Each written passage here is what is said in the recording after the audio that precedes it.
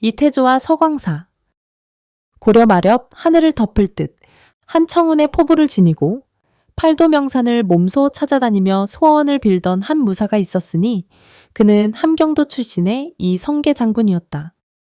그가 고향 함경도 안변의 어느 산속에서 산신령에게 백일기도를 정성껏 올리고 하산하려던 바로 그날 밤 이상한 꿈을 꾸었는데 곰곰이 생각해보아도 영문을 알 길이 없어 답답한 가슴을 안고 불이 나게 내려와 마을의 한 노파를 찾아 간밤에 꿈 이야기를 해주고 해몽을 부탁하였다. 대장부가 받은 꿈의 계시를 한낱 계집이 어찌 말할 수 있겠소. 저기 높은 설봉산을 오르면 때를 기다리는 도승이 계실 터이니 지극한 마음으로 아련하고 여쭈도록 하시오 하며 손으로 길을 가리켜주는 노파는 범상치 않았다. 그리하여 이성계는 노파가 가르쳐준 설봉산을 향해 바삐 걸었다. 과연 산 기슭 커다란 바위 밑에 도승이 선정에 들어 때를 기다리는 듯이 앉아 있었는데 그 노승이 곧 지공대선사에게 법을 받은 무학스님이었다.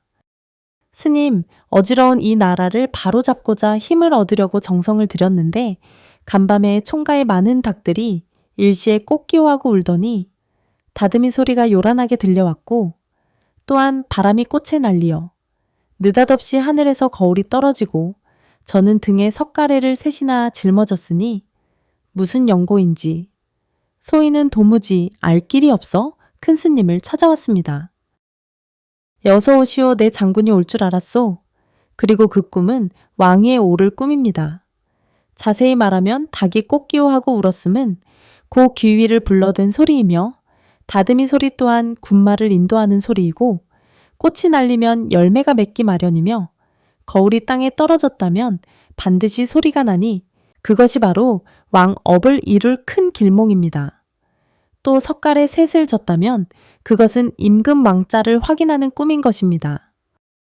산승이 장군의 상을 보아하니 왕의 상호가 이루어짐이 분명하오. 그러나 이런 말을 입 밖에 내서는 큰일을 그르치기 쉬우니 각별히 조심하시고 이곳에 절을 지어서 왕업을 무난히 성취하도록 기도하시오. 이성계는 무학대사의 말에 하늘을 나르듯 기뻤다. 자신은 오직 왕업을 위해 세상에 태어났다고 생각하였고 또 그것 때문에 희망찬 날을 보내던 것이었다. 이성계는 무학대사의 곁을 물러나와 쉬지 않고 방방곡곡을 순방하며 기도를 올리고 송도에 다시 돌아왔다. 그때 마침 고려는 이성계를 시켜서 중국 대륙을 치고 나라의 북방우환을 없애라고 하였다. 이성계는 이때다 생각하고 군사를 돌이켜 썩어빠진 고려 왕조를 단숨에 무너뜨리고 이씨조선을 세우고 자신이 스스로 왕위에 올랐다. 그는 용상에 오르자 곧 무학대사의 권유대로 설봉산에다 큰 가람을 이룩하라고 분부하고 이름을 서광사라 부르도록 하였다. 그리고 그 사찰의 건립이 완성되자 길주의 천불사에서 500 아라한님을 한 분씩 업어다 일일이 모셨는데 마지막 두 분을 한꺼번에 업고 갔으므로 조선국은 500년을 채우지 못하고 490여 년 만에 몰락하였다고 전해진다. 이성계는 그 후에도 자신의 일대와 인연이 깊은 고향 땅 서광사를 자주 들리어 국가의 무궁한 태평을 기원하였던 것이다. 그리고 개국 공신들의 반대에도 무학대사를 왕사로 복람시켰다. 그러나 이성계만은 스스로 궁 안에 내불 땅을 짓고 오직 부처님의 거룩한 존상에 매일같이 우러렀던 것이다. 그리고 그의 옆에는 항상 무학대사가 있어 왕업의 기반을 닦을 때부터 한평생 동안을 그와 더불어 함께했던 것이다. 성주 옥림사 화주와 구렁이. 경북 성주군 선석사 북은 작촌이란 마을에 모장군이란 부자가 살고 있었다. 그 모장군이란 분은 어느 날 밤 꿈에 스님 세 분이 와서 네가 전생에 저 옥림사 화주승으로 있으면서 시주돈 300냥을 숨겨두고 구렁이 몸을 받았다가 죽었는데 그 해골이 아직도 옥림사 법당 지붕 기왓장 속에 들어있으니 부정한 유골을 속히 가져다 소각하라 하는 정령 분명한 부탁을 받고 그 모장군은 깜짝 꿈을 깨고 나서 생각하니 몹시 불쾌한 몽조이다. 거짓인지 참인지 꿈이란 주사야몽이라고도 하고 허망한 것이라고 생각하기는 하지만은 분명히 지명과 장소를 대주고 현재의 그 유골이 있다고 하니 이거 참으로 알 수 없는 꿈이로다. 하여튼 마음이 깨끗지 못하고 의심이 풀리지 않아서 무슨 일을 하다가도 원구렁이가 되었었다고 하는 불쾌감이 일어나 마음에 고민이 된다. 에라, 오그림사에 가서 기와장을 뒤져보아서 있고 없는 것을 확인해버리면 진부가 판결되어 마음이 시원할 것이다. 생각하고 하루는 옥림사에 가서 부목을 시켜 지분 기와를 뒤져보게 하였더니 아이고 이것이 뭐여 하고 놀랜 군담을 하기에 가서 본즉 과연 구렁이 죽은 뼈가 있었다. 그것 참 거짓이 아니구나. 이것이 내 것이던가? 그만 그것을 가져다가 깨끗한 곳에 솟아나고 자기 전생 업보인연을 깨닫고 특히 신심을 바라여 옥림사 법당을 다시 중수하였다고 한다. 이 글은 해인사 덕혜 화상이란 스님은 1921년에 입적하신 대덕인데 선객으로 다닐 때에 옥림사 중창할 때 직접 참견하였다는 사실담이다.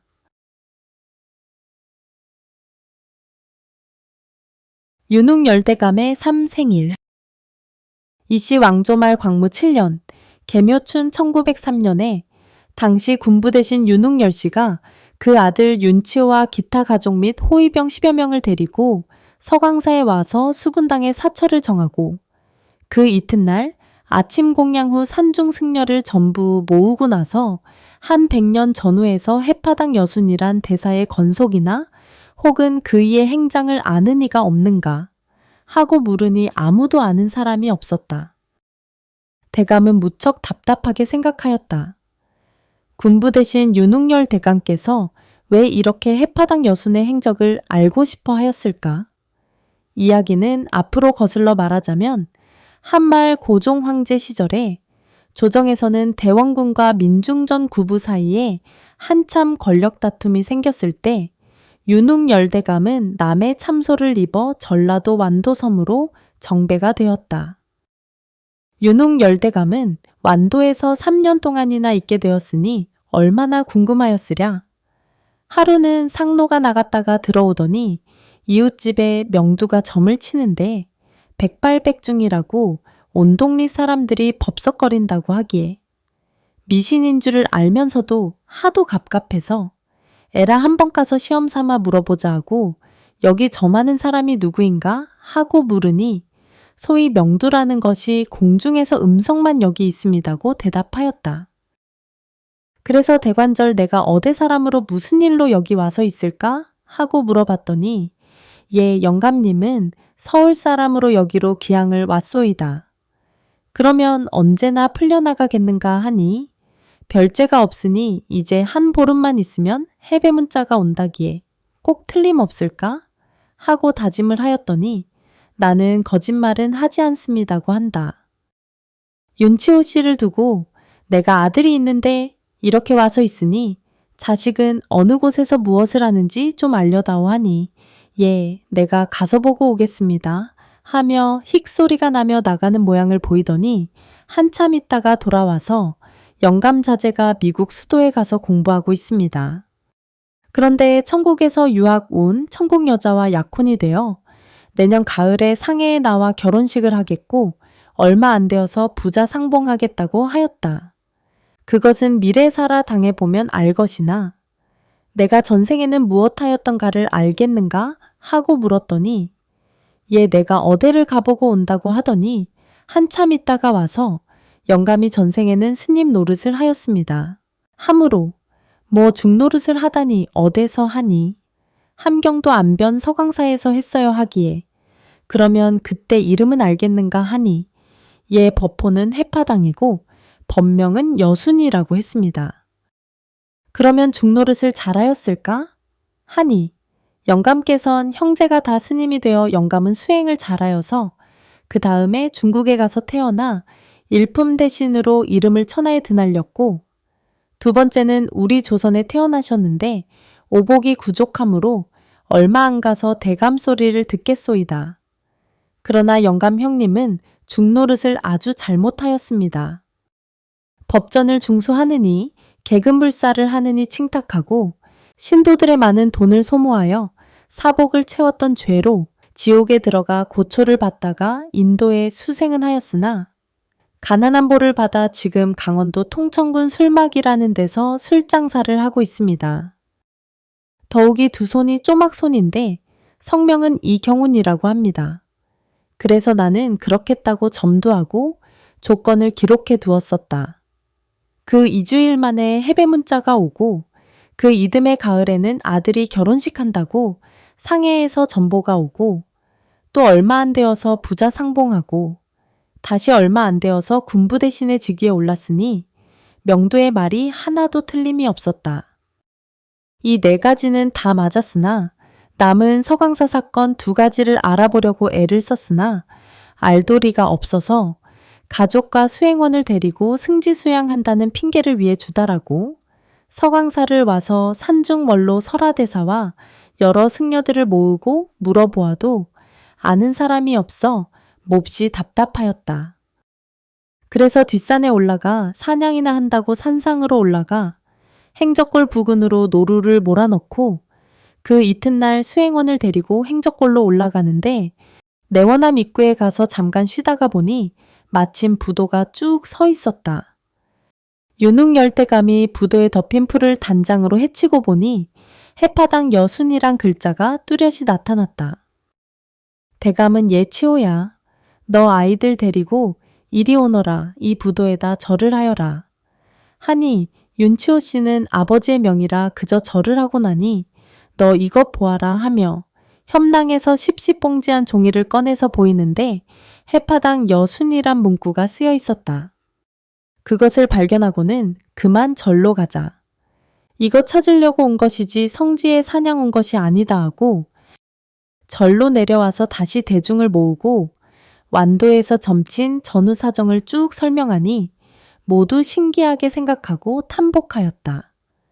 자, 이제는 강원도 통천으로 사람을 보내볼 터이니 금태교관 주인 윤호를 불러 사람을 구한 것이 유대방이란 사람이었다.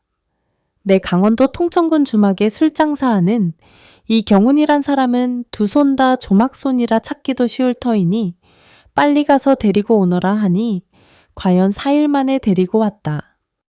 수행원이 대감께 절을 하라 하니 절은 그만두고 그저 앉으라고 한 뒤에 전생담을 이야기하고 살기가 곤란한 듯하니 돈 100냥과 백목 10피를 주는 것이니 돈은 두 내외 호구할 논이나 몇 두락 사고 백목은 옷가지나 하여 입고 모든 것이 부처님의 은덕이니 과거사를 뉘우치고 이후부터는 염불이나 많이 하여 죄장이나 소멸하소.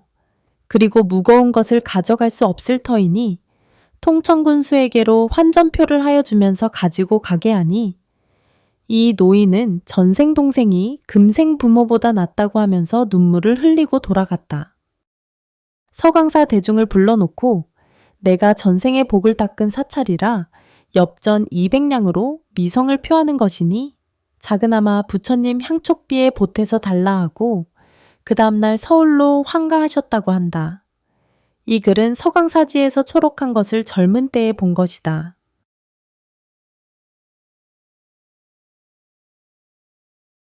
김성근대 감의 전생사. 김성근대 감은 이조 말 고종 황제 때 이름 높았던 재상인데 판서 김송간 씨의 둘째 아들이다. 김송간의 꿈에 큰 바위가 집 가운데 날아 들어오는 꿈을 꾸고 태기가 있어 11달 만에 김성근을 낳았다는 김성근대 감은 생전에 몸에서 70가의 사리가 나왔다 하며 말년에는 참선을 많이 하시다가 돌아가신 후에도 본인의 유언에 따라 화장을 하였는데 사리가 많이 출현하여서 아마 봉익동 대각교당 백용성 큰 스님께 모셔드렸다고 하는 말이 있으며 이 김성근대 감은 용성대선사와 가장 친밀하였다고 전하며 또 글씨도 명필이어서 각 사원의 현판과 주령을시가 많이 남아있는데 돌아가신 지는 100여 년 전에 세상을 떠나신 대감이신데 이 김성근대 감에 대한 이런 사연이 세상에 널리 알려져 있다.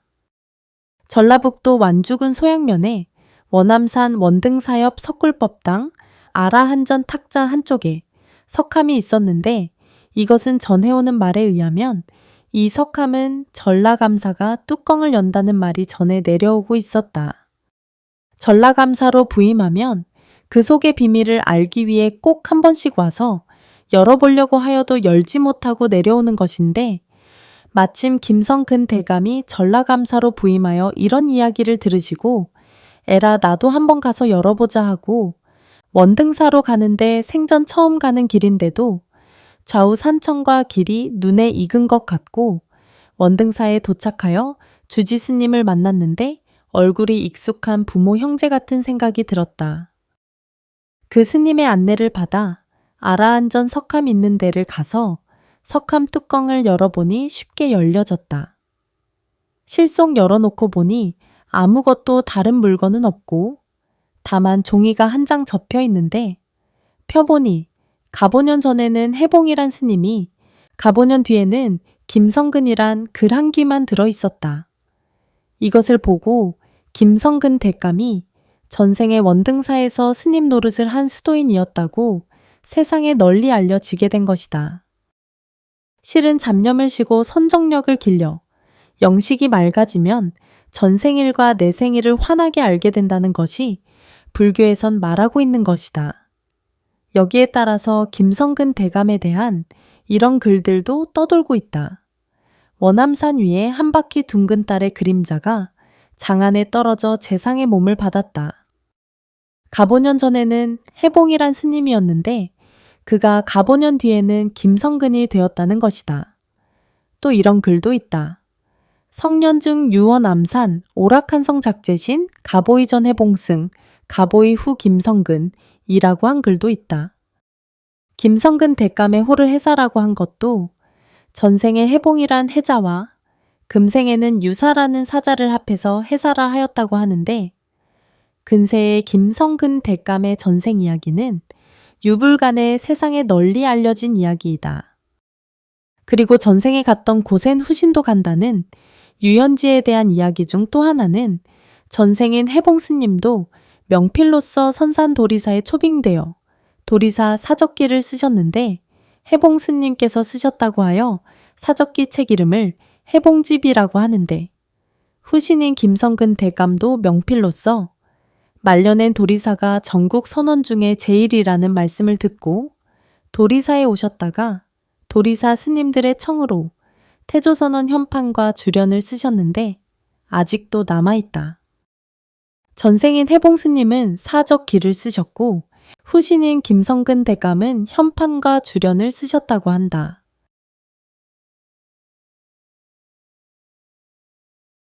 의성군 구천면 장국동 백마산 정수암의 관음영험 백마산과 청하산 근처에 중국동 국시골 지금은 장국 삼리에 옛날 박시성을 가진 어여쁜 미인처녀 한 사람이 살고 있었다.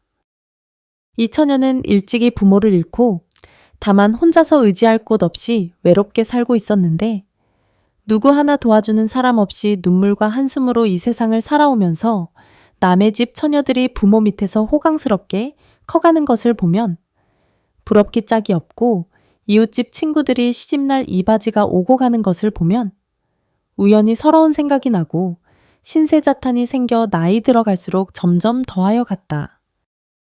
그럭저럭 나이 18 나던 해였다.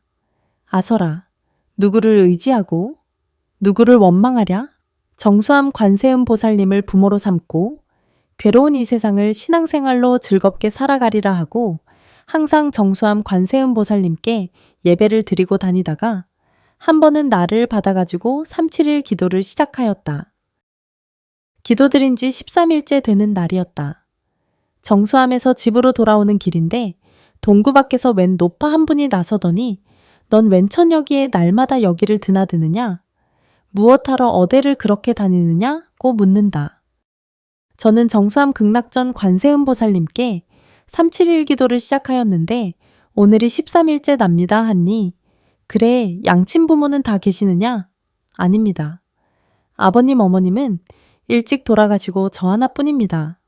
그러면 집에까지 갔다가 언제 오겠니?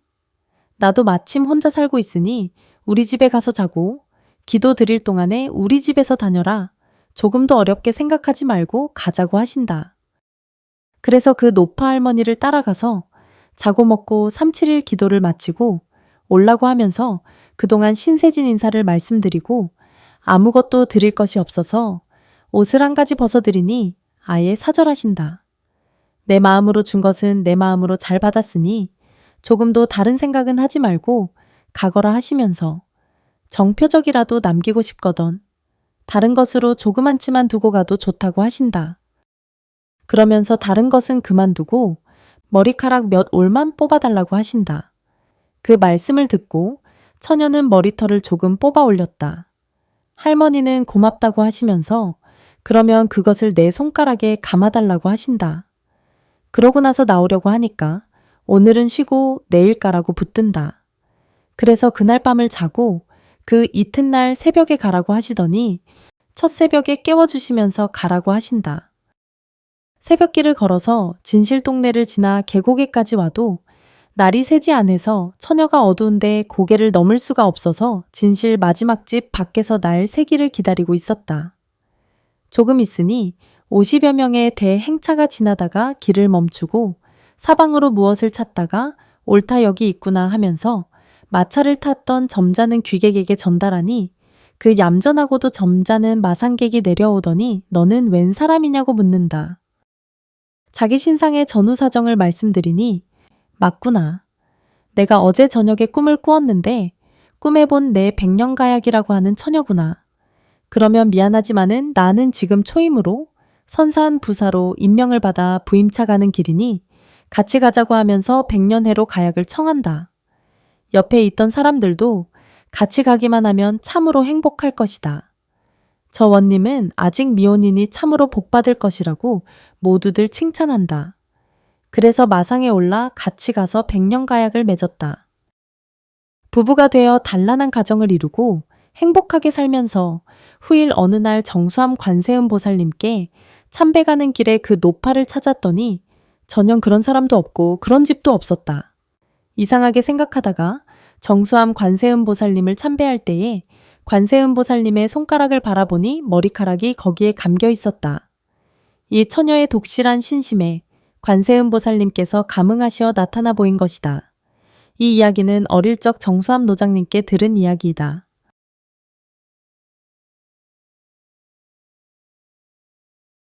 허정승과 애첩의 인연. 이조 숙종대왕 때 허정승이라고 하는 분이 있었다. 그는 천하일색인 애첩을 데리고 살았는데 그 여인의 성은 박씨였다. 이 허정승은 박씨를 무척 아끼고 사랑하여 금슬이 아주 좋았다. 그런데 어느 해 봄에 조정에서 여러 중신이 모여서 한 일주일간 어전에서 중대한 회의가 있어서 허정승은 박씨와의 연정을 참을 수가 없었으나 사택으로 나올 수가 없었다. 그래서 회의가 끝난 뒤에 부랴부랴 집으로 돌아오니 그렇게 보고 싶은 박씨가 보이지 않았다. 그러므로 노비에게 물어보니 며칠 전에 웬 숫장사가 숯을 팔러 와서 아씨와 무슨 이야기를 하더니 그 뒤부터 집을 나가서 돌아오지 않는다고 한다. 허정승은 아무리 박씨의 종적을 탐문해 보아도 알 수가 없었다. 그래서 허정승은 허탈이 되어서 정승도 사임하고 박씨를 찾기 위해서 천하강산을 주유하고 돌아다녔다.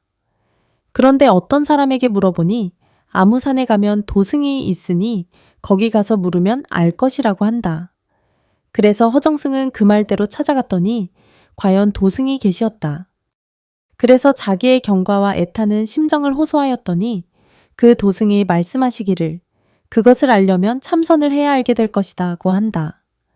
허정승은 참선을 하면 어떻게 하느냐고 물었더니 도승이 답하되 우둠하면 머리는 소머리인데 얼굴은 말뺨이니라는 화두를 생각하고 이것이 무슨 뜻인고 하고 항상 의심하면 된다고 한다. 허정승은 잃어버린 박씨가 보고 싶은 한 생각뿐인데 우두마면이 무엇이냐는 의심이 들리가 만무하다. 그리고 그리해가지고 박씨를 만나볼 것 같지도 않다. 그래서 다시 가서 말하되 스님 우두마면을 의심해가지고는 박 씨의 간 곳을 알아질 것 같지 않으니 다른 방법을 일러주십시오 했다. 그렇다면 나무 관세음보살 7자를 하루 3만 번씩 부르고 마누라를 속히 찾게 해주소서 하고 축원하시오 한다. 이 말을 들은 허정승은 매일같이 나무 관세음보살을 3만 번을 부르고 박 씨를 만나게 해달라고 축원하며 오대산으로 들어가서 풀막을 짓고 공부하고 있었다. 이렇게 하기를 3년이 지났는데 어느 날 하루는 건너편의 산길을 바라보니 숫섬을 지고 가는 남자 뒤에 어떤 여자가 무슨 보따리를 머리에 이고 지나가는데 아무리 보아도 육감적으로 자기의 애첩이었던 박 씨가 틀림없었다. 허정승은 빈망태를 지고 줄다름질을 하여 쫓아가서 보니 남자는 숫장사가 분명하고 여자는 박 씨가 분명한데 깡마르고 살집도 빠졌는데 의복이 남루하여 눈으로 참아 볼 수가 없었다. 허정승이 박 씨를 만나기 전에는 만일 만나기만 하면 애원을 하여서 다시 데려다 살고 싶었는데 막상 만나고 보니 모든 생각이 재같이 사라지고 미련이 없어진다. 숫장사 남자만이라도 없이 혼자 있는 것을 만났으면 무슨 대화라도 하였겠는데 흉악하게 못생긴 남자와 같이 사는 것을 보니 더욱이 정이 뚝 떨어졌다. 허정승과 숫장사 일행과 정면으로 마주 상대하여 길을 비키면서 서로 얼굴을 보았다. 허정승은 여인을 알아보았으나 여자는 몰라보는 모양이다.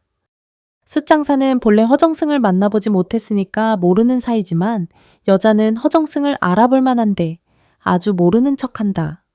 설사 안면은 눈에 익숙하였다 하더라도 부귀영화로 호화찬란하게 살던 허정승이 이 산중에서 채약하는 사람들과 같이 망태기를 걸머지고 있으니 더욱이 알 수가 없었으리라. 허정승은 이 두 남녀를 보내놓고 바위 위에 앉아서 나무 관세음보살을 부르고 축원하되 나무 관세음보살님, 숫장사와 나와의 처지가 천양지간인데 박 씨가 나를 버리고 숫장사를 따라가서 고생살이를 하면서도 태산줄령을 넘어다니며 그 숫장사에게 밥을 빌어 얻어 먹어가며 집도 없이 허구한 나를 따라다니며 살고 있으니 이것이 어찌된 일입니까? 하고 명상에 잠겼다가 잠이 살픈 들었는데 관세음보살님이 몽중의 늙은 부인으로 나타나서 일러주시되 너는 전생에 17살 때 너의 집이 가난하여 남의 고용살이를 할 때 산에 나무를 하러 가선 수물거리는 이를 잡아서 산에 던져버린 것이 그 이가 산돼지 몸에 가서 붙어서 뜯어먹고 살다가 죽었다. 그 인연으로 금생에 와서 산돼지는 숫장사가 되고 그때 고용살이 하던 너는 불법승 삼보를 공경하고 부처님을 신봉한 공덕으로 금생에 와서 정승이 되고 이는 박씨 부인이 됐는데 전생에 잠깐 내 몸에 붙어서 뜯어먹은 인연으로 너의 애첩이 되었고 네가 버린 뒤에는 산돼지 몸에 붙어 다니면서 죽기까지 뜯어먹고 살았기 때문에 너를 버리고 숫장사를 따라간 것이다. 그리 알고 모든 것을 잊어버리고 불교 공부나 잘하여라 한다. 허정승은 범소유상이라. 이 세상에 머물러 있는 인연은 다 허망한 것이란 도리를 깊이 깨닫고 발심출가하여 스님 노릇을 잘하였다고 한다.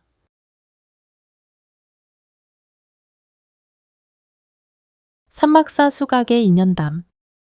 관악산 삼막사 요사체 앞에는 커다란 돌 수각이 있다. 돌 거북이 등을 파서 물을 담아놓은 수각에는 수각시주 김풍년이란 글이 쓰여져 있다. 이 김풍년이란 사람은 1916년에 돌아가신 분이다. 안국동 뒤쪽 옛 경기 고등학교 뒷고개에서 살던 분인데 삼막사에 늘 참배하고 선업을 닦은 독실한 연불인이었다. 그런데 이분이 돌아가신 다음에 경북 영양 땅에 태어난 것이다. 아기가 태어난 집은 이씨 집안이었는데 그 집엔 아직 아들이 없어 부처님께 공양을 올리고 관음 주력을 하였다. 그러기를 얼마 후에 등남을 하게 되었는데 당시 이씨의 나이가 48세였으니 어지간히 늦게 아들을 둔 것이다. 그런데 아기의 등에 삼막사 수각시주 김풍년이란 글이 한문으로 쓰여 있는 것이 아닌가? 아기의 등에 글이 있다는 것도 희한한 일이지만 그 내용이 뭔가를 의미하고 있는 것이 틀림없었다. 하지만 영양 땅에 사는 이씨가 삼막사라든가 김풍년을 알 리 없었다. 그리하여 우선 여러 스님들께 물어 산막사가 관악산에 있는 것을 확인할 수 있었다. 이 씨는 아들의 등에 적힌 수수께끼를 풀어보고자 긴 나그네 길을 떠났다. 나귀를 타고 쉬엄쉬엄 오다가 과천에서 자세한 길을 물어 산막사를 찾아갔다. 그 당시에 산막사 주지스님은 지게화 스님이었다. 주지스님의 안내로 수각을 찾으니 분명히 산막사 수각시주 김풍년이란 글이 보였다. 글씨를 확인한 이 씨는 주지스님에게 산막사를 찾아온 이유를 이야기하였다. 그리고 김풍년이란 수각시주가 사는 곳을 물었다. 마침내 김풍년의 집에 이른 이 씨는 지나가는 나그네로 자처하고 묵었다. 그리고 가만히 집안을 살펴보았는데 아직도 상중인데 식구들이 상복을 입고 있었다. 그는 주인을 뵙기를 청하고는 누구의 상이냐고 물었다. 가친의 상이라는 말을 듣고 다시 그 성함을 물으니 김풍년이었다. 이 씨는 자기 아들이 틀림없이 김풍년의 후신이라는 것을 확신하고 집주인에게 자초지종을 자세히 얘기하였다. 참으로 기이한 일이라 반신반의하던 김씨네는 아기의 전신을 확인하고 싶었다. 그리하여 김씨네의 가장은 이 씨와 함께 경북 영양으로 길을 떠났다. 드디어 이 씨 집에 도착하였는데 김씨를 보자 아기가 엉금엉금 기어가서는 그 무릎에 기대는 것이었다. 김씨가 살며시 아기의 옷을 헤치고 등을 보니 산막사 수각시주 김풍년의 열자가 뚜렷하였다. 더 이상 의심할 수 없는 확고한 증거를 본 김씨는 가만히 있을 수가 없었다. 벌떡 일어나서 의관을 정제한 후 아기 앞에 큰 절을 정중히 올렸다. 생전에 유달리 절을 좋아하시고 연부를 많이 하시더니 다시 사람으로 인연따라 이 씨 집에 태어난 사실로 김 씨는 서로 남남일 수가 없는 것이다. 어떻게 촌수를 붙여야 할지는 알 수 없으나 서로 동기간처럼 왕래하고 상부상조하며 살게 된 것이다. 그리고 두 집의 인연은 관세음 보살님 덕분이라 하여 더욱 연불하며 불심을 돈독히 해갔다는 것이다. 산승은 이 이야기를 입적하신 서울 상도동 극락사 몽월 스님에게 직접 들은 이야기이다. 해수 관음보살님이 중매서다. 조선조 순조대왕 시절 경기도 고양군 신도읍에 윤덕삼이란 노총각이 나무장사로 근근히 노모를 모시고 살아가는 형편이었다. 나이 30에 장가갈 엄두도 못 내고 농사지을 땅도 없고 꼭두 새벽부터 나무품을 팔아봐야 겨우 목구멍에 풀칠이나 할 형편이니 까딱하다가는 총각으로 늙어 죽을 판이다. 그러나 3대 독자로서 대를 끊는 불효를 저지를 수는 없었다. 그래서 남보다 더 일찍 일어나 곱절의 노력을 해보았으나 형편은 별로 더 나아지지 않았다. 하루는 지게에 나무를 한 짐 지고 세검정 쪽으로 가는데 목탁 치는 소리가 들려왔다. 언덕에 지게를 세워놓고 땀을 식히며 바라보니 개천 건너 옥천암의 돌부처님 앞에서 신도들이 향을 피우고 절을 하며 기도하는 것이 보였다. 물론 예전에도 가끔 그런 광경을 보았지만 무심히 지나치곤 했는데 오늘은 한 가닥 의문이 생겼다. 저 사람들은 무엇 때문에 돌부처에게 절을 할까? 저렇게 하면 소원이라도 들어준단 말인가? 새벽부터 발이 붓도록 다녀도 잘 안 되는 것이 세상 일인데 바위돌이 무슨 재주로 사람을 도와준단 말인가? 저러는 시간에 일이나 더 하는 것이 낫지 않는가? 이렇게 혼자 말을 하고 있으려니 기도를 마친 할머니들이 개천을 건너 윤씨가 있는 곳으로 걸어왔다. 마침 잘 되었다 싶어 그들이 다가오길 기다려 한 노인에게 물었다. 할머니는 무엇 때문에 저 돌부처에게 절을 합니까? 빌면 과연 소원을 들어줍니까? 할머니는 총각의 당돌한 질문에 미소를 지으며 친절히 설명해 주었다. 이복의 총각, 저분은 보통 돌이 아닐세. 저 바위에 새겨진 분은 해수관음이라는 관세음 보살님인데 바다가 관음 영장에 가지 못하는 사람들에게 부처님 인연을 맺어주기 위하여 저기 모신 것일세. 그런데 그 영험이 대단해서 누구든지 저 보살님께 정성을 들이면 틀림없이 소원을 성취하게 된다네. 예로부터 지성이면 감천이라 하지 않았는가? 믿는 마음이 부족한 사람에게는 돌로만 보이겠지만 마음이 참되고 정성이 지극한 사람에겐 모든 것이 부처님으로 보이는 법이지. 그러므로 소원을 이루고 못 이루는 것이 사실은 사람의 믿음 여하에 달려있는 것일세. 모든 것을 다 갖추시고 대자대비하신 관세음 보살님을 알아보지 못하는 중생들이 그저 불쌍할 뿐이지. 윤 씨는 할머니의 설명에 뭔가 느껴지는 것이 있었다. 이제까지 그저 돌로만 보았던 부처님이 새삼 색다르게 보이는 것이었다. 슬그머니 마음이 돌아선 윤 씨는 다시 그러면 제 소원도 들어주실까요? 하고 물었다. 할머니는 그렇고 말고 여기 다니는 신도가 수백 명이나 되는데 소원을 이루지 못한 사람은 한 사람도 없다는 거야. 그저 정성으로 공양을 올리기만 하면 틀림없이 바라는 것을 성취할 수 있다고들 이구동성으로 이야기하고 있지. 우리가 세상에 무슨 할 일이 없어서 땀을 흘려가며 이 산골짜기까지 찾아와 절을 하겠는가.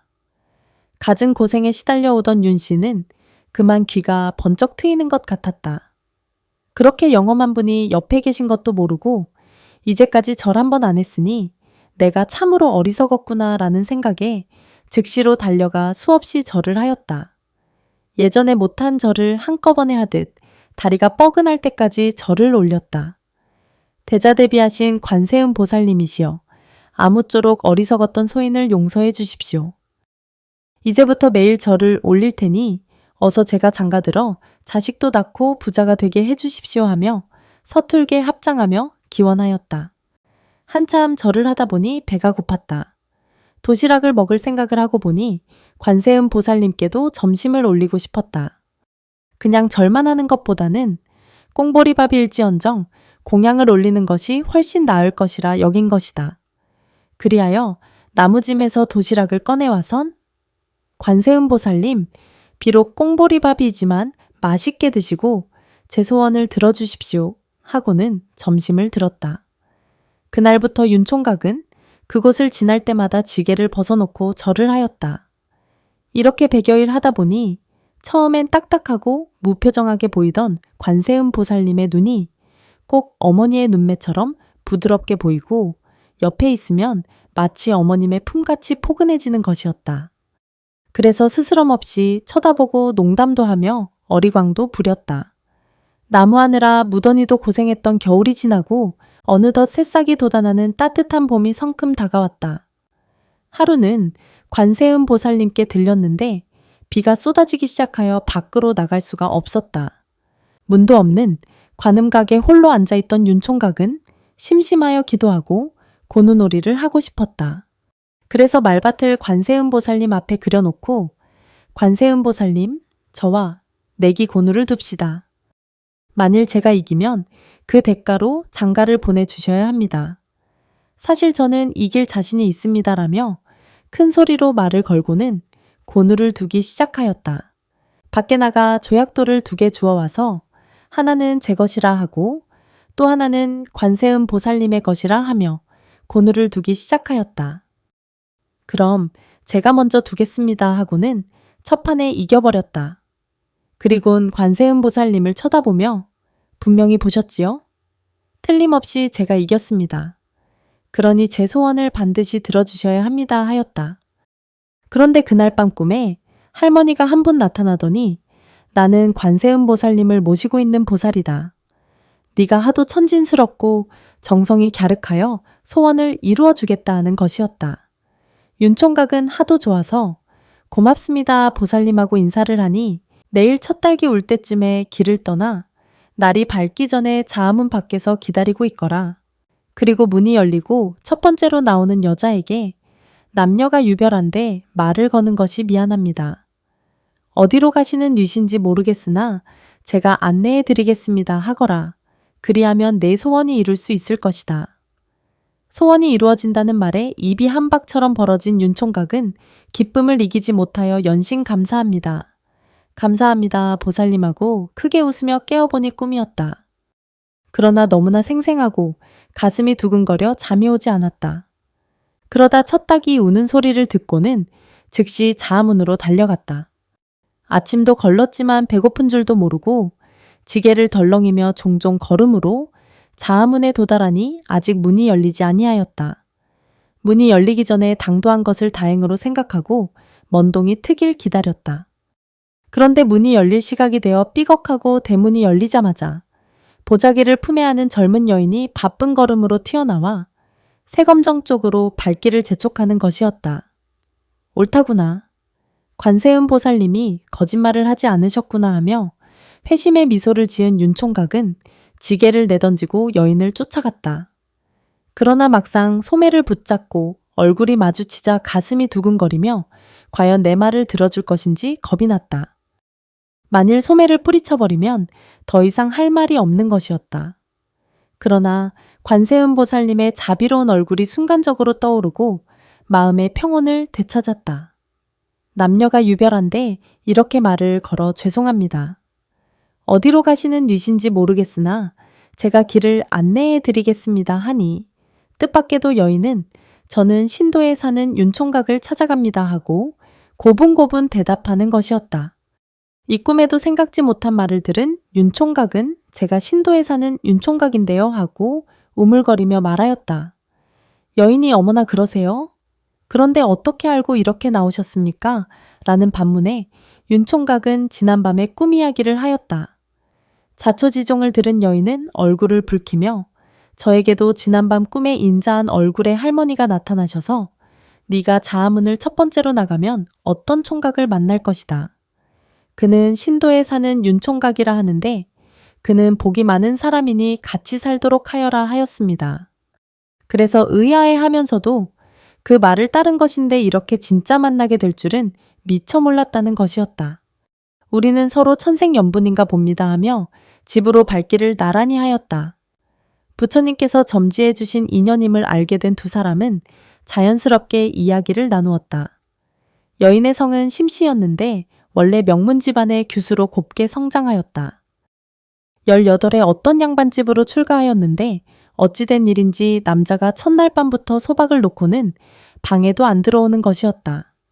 3년 동안을 참고 견디어 보았으나 아무런 변화가 없었다. 그래서 친정에 다니러 온 김에 그냥 눌러 앉아 7년을 기다렸으나 남편으로부터의 소식은 전혀 없었다. 본의 아니게 생가부 생활을 10년 동안이나 하다 보니 도대체 세상에 낙이 없었다. 이대로 처녀 귀신이 될 수도 없는 일이었지만 또한 집안 체면상 버젓이 개가할 수도 없었다. 그래서 어디 남 모르는 곳으로 가서 거처를 잡아볼 생각을 하고 어머니와 의논을 하니 평소부터 측은하게 여기던 어머니는 값나가는 폐물을 한 보따리 장만해주며 2년 따라 나가서 잘만 살아달라고 당부하였던 것이다. 그래서 내일이면 어디론가 나가보겠다고 미리 작별 인사까지 해둔 터였는데 그날 밤 꿈에 늙은 할머님이 나타나 어디로 가라고 방향을 정해주었다는 것이다. 어느덧 해수가늠이 계신 장소까지 오게 된 윤총각은 관세음 보살님 이야기를 하며 길을 인도하였다. 찬란한 아침 해가 불끈 솟아오르는 속에 윤총각이 자 우리의 인연을 맺어주신 관세음 보살님께 감사를 드립시다 하였을 때였다. 여인이 어머나 이분의 얼굴은 어젯밤 꿈에 나타나신 분의 얼굴과 똑같습니다 라며 여인은 새삼 고개를 조아리는 것이었다. 윤총각은 관세음 보살님을 믿는 신앙심이 헛되지 않고 현실로 나타난 것에 한없는 행복감과 고마움을 느꼈다. 노모가 계신 집으로 돌아온 윤총각은 다시 날짜를 잡아 간단한 혼례를 치룬 다음 심씨가 가져온 폐물을 팔아 논밭을 사서 농사를 지었다. 관세음 보살님의 덕분으로 해마다 풍작을 하여 주변의 땅을 자꾸 사 모으니 얼마 안 가서 신도 일대의 갑부가 되었다. 지금도 그의 5대손이 살고 있으며 역시 옥천암의 신도로서 불심이 돈독하다 한다. 또 조선조 말기에 최영련이란 유명한 문장가가 있었는데 일제 강점기까지 생존했던 분이다. 그의 부친이 늦도록 자식이 없어 역시 자아문 밖에 옥천암의 해수관 은보살님께 기도를 하였다. 371 기도를 하면서 관세음 보살님이시여 아들 하나를 점지해 주시되 제주가 비상한 문장가를 점지해 주옵소서라는 기원을 올렸다. 그러자 371이 끝나는 날 새벽에 잠깐 잠이 들었는데 꿈에 어떤 점잖은 중년 부인이 나타나서 옥동자와 석동자를 들고 서서 말하기를 이 옥동자와 석동자 중에서 어느 것을 가져가겠느냐고 물었다. 이왕이면 옥동자를 주십시오 하였더니 이 옥동자는 내 복에 지나치니 석동자를 가져가거라. 이 석동자만 하여도 네가 바라는 대로 천하의 이름을 떨칠 문장가는 될 것이다 하는 것이었다. 마음에 좀 섭섭하기는 하였으나 그러시다면 석동자를 주십시오 하니 옛다 받아라 하며 던져주는 것이었다. 그래서 땅에 떨어질세라 덥석 받고 보니 꿈이었다. 아무리 꿈이기로써니 옥동자를 받지 못한 것이 아쉬웠지만 어쨌든 분명 아들을 점지해 주신 것이 틀림없으니 다행이라 생각하며 집으로 돌아왔다. 과연 그달부터 태기가 있더니 10달이 되자 순산하였는데 얼굴이 꿈에서 받은 석동자와 똑같았다. 과연 이 아이는 석동자가 틀림없구나. 그러니 장차 수명장수하고 뛰어난 문장가가 될 것이다 라고 믿었는데 과연 이 아이는 어려서부터 총명하여 신동이란 말을 듣더니 뛰어난 문장가가 되었던 것이다.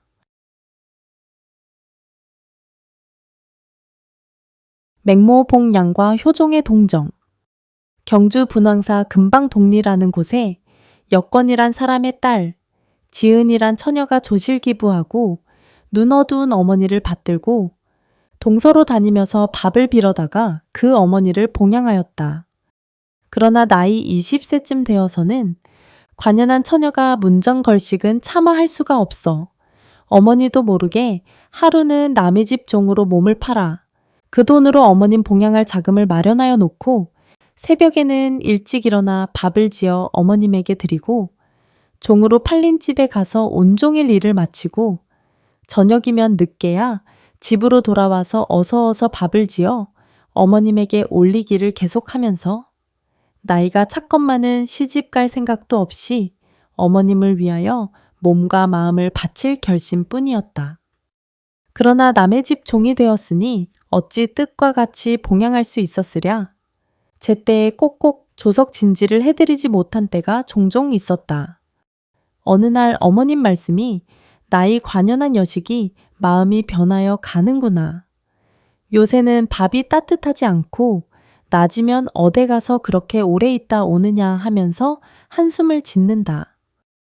지은이는 혼자 목마른 가슴을 움켜누르고 눈물을 흘리면서 어머님 관연한 내가 항상 남의 집 문전에 밥 빌러 다니기가 어려워서 동리 아무데게 종으로 몸을 팔아 그 돈으로 어머님 모실 자금을 마련하고 낮이 되면 그 집 일을 하고 저녁 늦게 돌아와서 어머님 밥을 지어 드리게 되니 아무리 잘하려고 하여도 자연히 그렇게 되어버립니다 하고 대답하였다. 그 어머니가 딸을 붙잡고 지은아, 불쌍한 내 딸, 지은아 시집가서 행복하게 달게 살 나이에 남의 집 종으로 팔리다니 이게 웬 말이냐 하고 방성통곡 하는 것을 효종이란 재상의 아들이 듣고 크게 감심되어 백미열섬을 보내기로 하니 그 양친 부모가 효종의 착함에 감동하여 옷 한 벌을 같이 보내었다. 효종의 집 하녀들이 이 말을 듣고 각기 돈을 모아 지은이의 종을 물리고 눈 어두운 어머님을 잘 모시게 하였다. 이 소문이 널리 성중에 퍼지자 상감님께서 들으시게 되었다. 그리하여 임금님께서 백미 50섬과 집 한 채를 하사하시고 일체 부역을 특면하시고 모친 봉양에 다른 걱정될 일이 없도록 분부하셨다. 그리고 왕은 효종의 자애심이 두터운 것을 기특하게 생각하여 그 형군 헌강대왕의 공주와 백년가약을 맺게 하였다. 삼국유사에서 왕수인의 전생사. 중국 명나라 때 왕수인이란 학자가 있었는데 호는 양명이다. 그는 절강성 여조 사람으로 명나라 헌종성하 8년에 태어나 55세에 별세하셨다.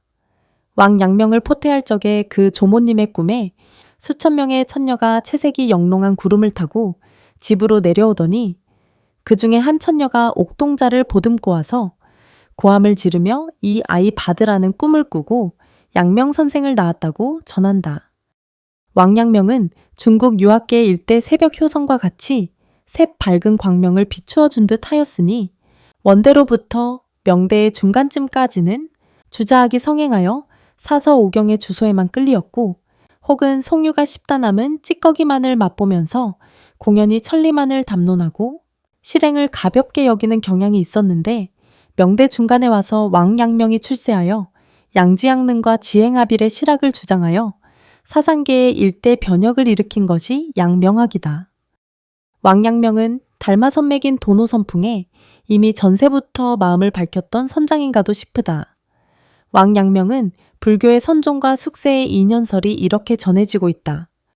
절강성 어느 땅엔가 금산사라는 절에 얼마 전이었던지 일심으로 선을 닦아 생사해탈을 자유자재할 지경에 이른 수도하는 선지식이 계셨는데 그가 하루는 점심 공양을 잡수시고 목욕하고 옷을 갈아입은 뒤에 가사 착복하고 조용한 법당으로 들어가시면서 이 문은 열지 말아라 하시고 들어간 뒤에는 다시 나오지도 않고 문을 열라고 하여도 도저히 열리지 않아 필시 법당 안에서 좌탈인망 하신 것이라 생각하고 또는 그런 성승의 부탁을 함부로 하여 문을 부수고 열 수도 없어 그대로 오랫동안 문 못 여는 법당이거니 하고 말만 전에 오는 터이었다.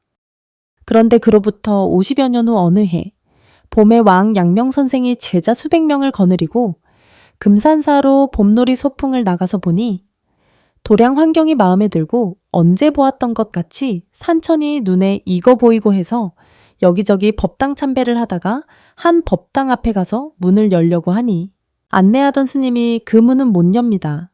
왜 그런가 하니 그 전후 사실을 설명하여 준다. 그 설명을 듣고 왕양명은 어쩐지 열고 싶어서 문고리를 잡아당기니 문이 벌컥 열리었다. 그 스님은 가사입은 그대로 가만히 입정하고 그대로 좌탈하였다. 그래서 문이 열린 것을 보고 대중이 모여들고 웬 구경인가 하여 왕양명 선생의 제자들도 모여들었다. 그런데 그 스님께서 한쪽 벽에다 글을 써놓았는데 그 글에 50년 후왕수인 계문인 시패문인 정령박후 황의복 시신 선문 불계신 뜻을 풀이하면 50년 전에 내가 이 문을 닫았는데 50년 뒤에는 왕수인이가 와서 이 문을 열 것이다. 문 닫은 사람이 딴 사람이 아니고 이 문 연 사람이 곧 문 닫은 사람이라. 생사와 고금이 본래 없는 영영스러운 정령이 껍질을 바꿔 입고 다시 와서 보니 불문에서 불계신이라고 말한 것이 이것인 줄 알 것이다 라는 말이다. 그리하여 좌탈 열반하신 이 법체를 대중 스님들과 같이 다비를 잘 모셨다. 그때부터 왕수인이 전생에 참선하던 스님이었다고 세상에 전해지고 있다. 그 숙습인지 양지양릉 설도 불가의 설리에 가까웠고 왕양명은 정저하기를 좋아하였다고 전한다. 이 이야기는 유학거유 이상필 선생에게 들으셨다고 하는 것을 고봉강백님께 들은 것이다. 경주 낭산 중생사 관음영험 중생사의 대비 관음상은 중국의 신화라고 알려진 이름 높은 화공이 신라에 와서 그린 관음상인데 신라 사람들이 기도를 올리고 영험을 얻은 사람들이 이루 헤아릴 수 없다고 전해진 중생사의 관세음 보살상이다. 중생사 관세음 보살상에서 기도 성취한 최은함의 이야기를 전해본다. 신라말렵 제56대 경순왕 927년 시절에 최은함이란 사람이 늦도록 아들이 없어서 중생사 관세음 보살님 앞에 가서 기도를 올리고 태기가 있어서 10달 만에 아들을 낳았다. 석 달이 못 되어서 후백제 견훤이 쳐들어와 성중이 어지러워지자 모두 피난을 가게 되었다. 최은함도 아이를 안고 중생사에 가서 관세음 보살님께 고하기를 난세가 위급하여 이 애를 데리고 가다가는 모두가 다 죽겠사오니 대비 관세음 보살님께서 주신 아이오니 대자대비의 힘으로 잘 보호하여 다시 만나게 해주소서 하고 3번 절하고 3번 울고는 강보에 싸서 관음자상 아래에 감추어 두고 차마 억지로 피난을 떠났다.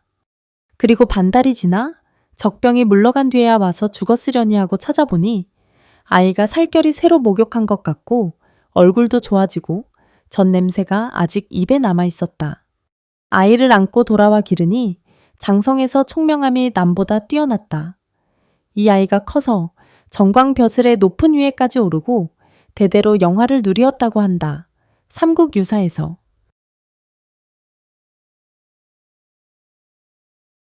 79화 동자로 화연한 문수보살님.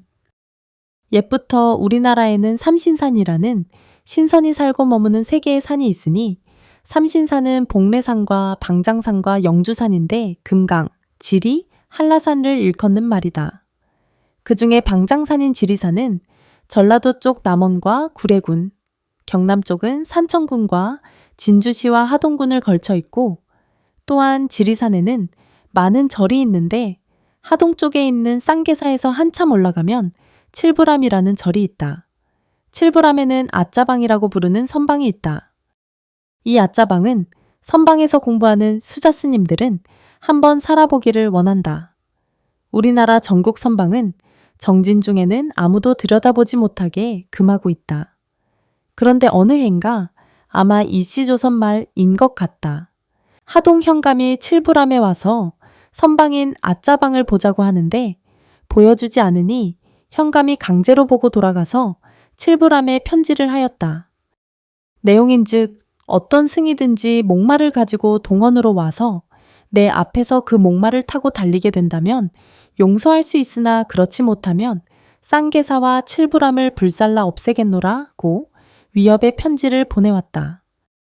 사중에서는 이것이 걱정되어 대중공사를 붙여서 의론을 하였으나 아무도 대책을 내놓지 못하고 헛공사만 하고 있는데 난데없이 며칠 전부터 후원에 와서 공양주 일을 도와주는 삼위 동자가 들어와서 말하기를 목마만 만들어서 동원에 갖다만 주면 내가 현감과 담판하여 무사할 수 있도록 하겠습니다. 고 한다. 그래서 대중은 목마를 바로 쌀이로 만들어서 부목에게 지어가지고 동자가 데리고 동원으로 갔다. 동자가 동원에 가서 현감을 뵙자고 하였다. 하동현감이 동자를 보고 물었다. 칠부람에는 어른 스님은 다 어디 가고 어린 동자 네가 왔느냐 하니 동자가 이 정도의 일은 도인 큰 스님이 아니어도 능히 해결할 수 있기에 제가 왔사옵니다.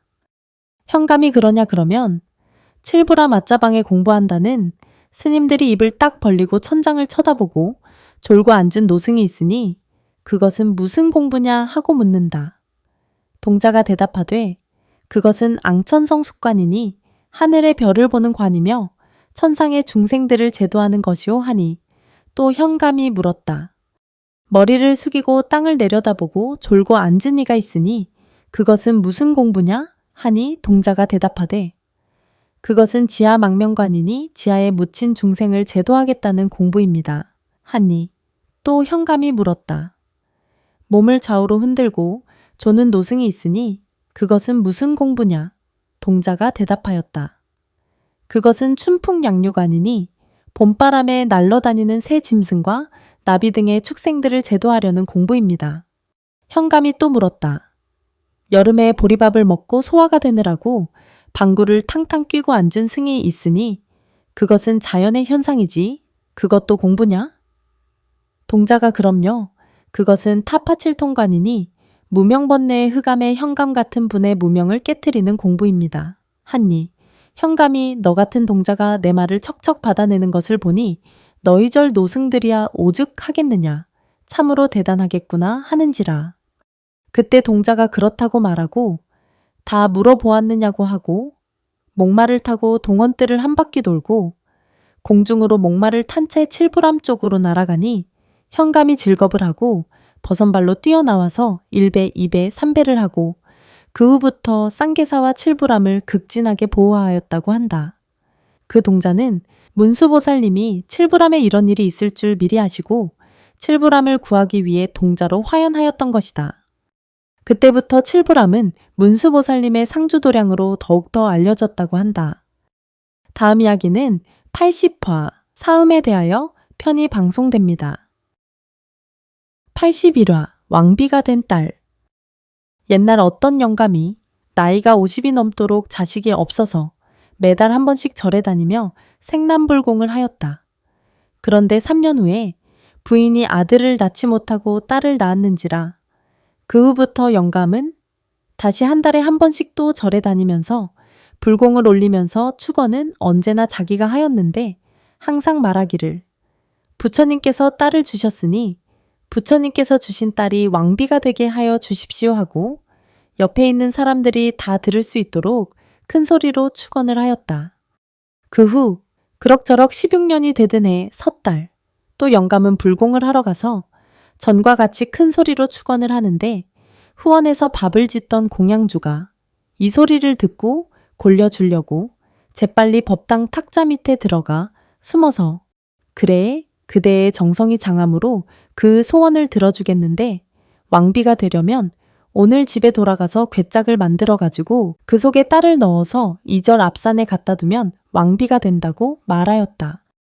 영감은 그 소리가 정말로 부처님의 말씀인 줄 알고 예 그렇게 하겠습니다 하고 대답한 후 집에 돌아와서 괴짝을 만들어 가지고 그 속에 딸을 넣어서 짊어지고 절 앞산에 갖다 놓고 집으로 돌아갔다.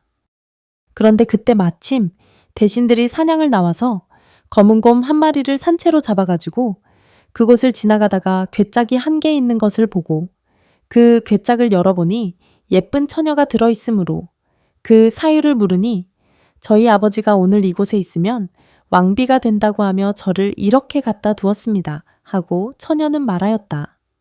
그래서 대신들이 임금님과 천정배필이라 생각하고 그 처녀를 꺼내고 산 곰을 대신 넣은 후에 대궐로 돌아가서 임금님께 사연을 말씀드렸다. 처녀를 본 임금님은 좋아하여 왕비로 삼았다.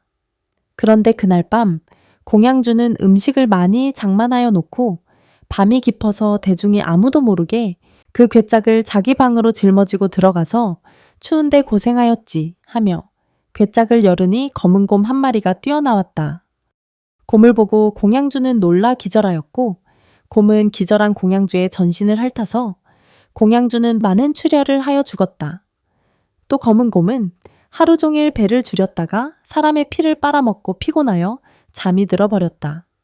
그 다음날 아침이 되어 대중은 공양 시간이 지났는데도 공양주가 보이지 않으므로 방에 가서 보니까 검은 곰이 피 속에 누워있고 공양주는 죽어 있었다. 그 후 딸을 괴짝에 넣어 절 앞산에 갖다 놓은 영감은 부처님 말씀만 믿고 딸이 왕비가 되면 소식이 올까 하고 기다리고 있는데 한 달 후에 그 고을 현감이 찾아와서 딸이 왕비가 되었다는 이야기를 하고 한양으로 모시고 가서 딸과 상감을 상면시켜주고 영감에게는 부원군이 제수되어 평생을 행복하게 잘 살았다고 한다. 다음 이야기는 82화 인과와 윤회는 자업자득 한다 편이 방송됩니다. 83화 금산사의 사적. 금산사는 전라북도 김제시에 있는 대한불교 조계종 제17교구 본사인데 이 금산사 사적에 기록된 사실을 기록한 것이다. 어느 때 금산사는 큰절인데 너무 퇴락되어서 중창불사를 하기 위하여 전 대중이 모여서 부처님 전에 공양을 올리고 그 중에서 화주스님 한 분을 뽑는데 전 대중이 차례로 앉아서 팔을 걷고 그 걷은 팔에다가 꿀을 바른 다음 팔에 밀가루를 칠하여 밀가루가 팔에 묻지 않는 사람을 화주스님으로 결정하기로 하고 주지스님이야 전 대중이 팔을 걷어 붙이고 꿀을 바른 다음 차례로 밀가루를 칠하기 시작하였는데 말석 공양주 한 사람만 빼놓고 전부 팔에 밀가루가 다 묻었다. 그래서 전 대중스님은 공양주에게 절을 하고 권선문을 내어주니 공양주는 권선문 책을 받아가지고 자기 처소로 돌아왔는데 본래 그는 물욕이 없었다. 그런데 그날 밤 꿈에 스님 한 분이 홀연히 나타나서 말씀하시기를 너는 내일 새벽에 일찍이 권선문을 가지고 동구 밑에 가서 첫눈에 보이는 사람에게 권선문을 내보이고 사정을 이야기하여라 하시었다. 공양주는 잠이 깨어 날이 새기를 기다리고 있다가 새벽이 되어 동구로 내려갔더니 늙은 할머니 한 분이 동구를 지나가므로 할머니를 보고 권선문을 내놓으며 금산사 중창 화주로 왔다고 이야기를 하니 그 할머니가 말씀하시기를 내가 무슨 돈이 있나 하더니 화주스님 나를 따라오시오 하면서 앞에 서서 가는지라 공양주는 수십 리를 따라가다가 큰 바위 하나가 있는 곳에 이르니 할머니가 그 바위 밑을 가리키면서 말씀하시기를 저 바위 밑을 파보면 독이 5개가 있고 그 안에 황금이 들어있을 터인데 그것은 내가 전생의 장자로 살 때에 묻어둔 것이니 파가지고 가서 저를 중창하는 데 쓰시오 하며 할머니는 홀연히 사라졌다. 그래서 공양주는 그 할머니가 사라진 곳을 향하여 무수백배하고 그 바위 밑을 파보니까 과연 독이 5개가 있으며 뚜껑을 열고 보니 황금이 가득 차 있으므로 공양주는 절로 돌아와서 전대중을 데리고 가서 독과 금을 운반하여 가지고 와서 금산사를 중창하였다고 한다. 아마도 그 할머니는 불보살님의 화신이라고 할 것이다. 나무대성 일로왕보살 마하살. 다음 이야기는 84화 울진현령의 사후 환생 기적편이 방송됩니다. 85화 손순의 종과 홍효사. 손수는 신라 때 모량리에 살고 있던 사람인데 집안이 무척 가난하였다. 부부가 함께 어머니 한 분을 모시고 살아가는데 어머님에 대한 효성이 지극한 사람이라 고기 반찬을 만들어서 간신히 잡술 것을 장만하여 드리면 어린 손자가 그것을 빼앗아 먹는다. 손수는 매번 그것을 보고 뼈 아프게 느끼고 아무리 말려도 어린 것이 어머니의 고기 반찬을 날름날름 다 집어먹고 만다. 손수는 이것을 금할 수가 없으므로 하루는 부부가 서로 의논하고 어머님을 위하여 이 어린아이를 산으로 업고 가서 땅을 파서 묻어버리기로 결심하였다. 그리고 아이를 업고 귀치산 북교에 이르러서 땅을 팠더니 그 속에서 석종이 한가해 나왔다.